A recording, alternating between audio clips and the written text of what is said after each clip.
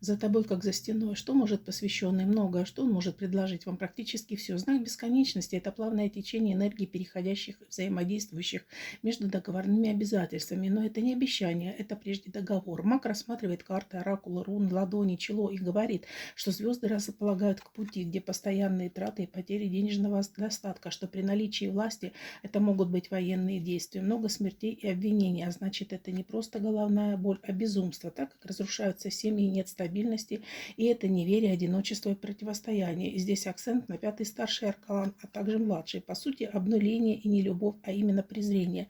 Но если ключ судьбы взломан, надо что-то исправить. И здесь решение как проводник и призыв, что это теневая сторона увести от правды, что любовь нерушима, а память вечна. И если есть потеря мужчины как основы семьи, то ребенок станет движущей силой на основе привилегий, то есть вашей стеной защиты.